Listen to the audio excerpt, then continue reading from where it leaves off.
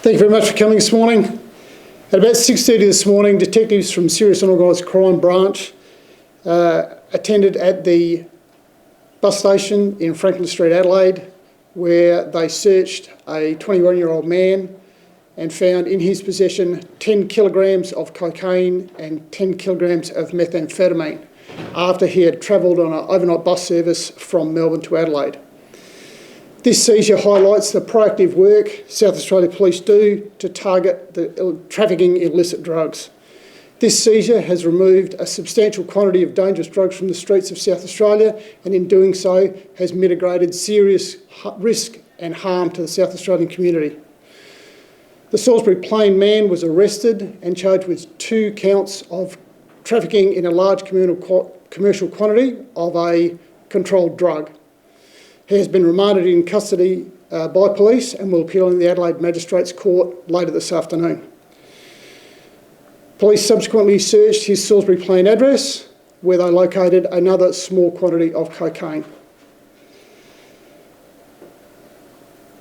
We continue to investigate the people who are involved in the trafficking of these illicit drugs, and it is anticipated that once we have identified those involved, further arrests will be made. Anyone who wants to provide information in relation to the trafficking of illicit drugs can do so by contacting Crime Stoppers by calling 1800 333 000. You do not have to leave your name, just tell us what you know. I'll take some questions. What's the street value? The estimated street value of these drugs as they appear is considered to be greater than $2.75 million.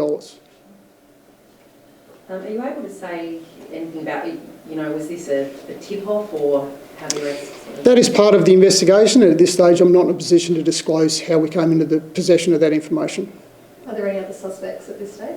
Again, this is an active investigation, and we believe that this level of trafficking is usually related to serious organised crime, and so we are continuing to investigate who are those responsible for trafficking these drugs into the state. Are you working with Victoria Police as well? At this stage, I'm not going to go into the details of that operation. How was he carrying the drugs? The gentleman had 2 suitcases that he'd loaded into the bus, and the drugs were contained in those 2 suitcases. Are you able to say if the man was travelling alone? The man was travelling alone, yes. How significant a seizure is this? This is the largest single seizure of cocaine by South Australia Police in quite some time, and the largest single seizure of methamphetamine by SAPOL certainly within the last 12 months. Is this an unusual form of trafficking on an overnight bus service? Have you seen that before? We have seen illicit drugs trafficking in all forms of public transport, buses, trains, planes, as well as obviously through the transport industry and private vehicles.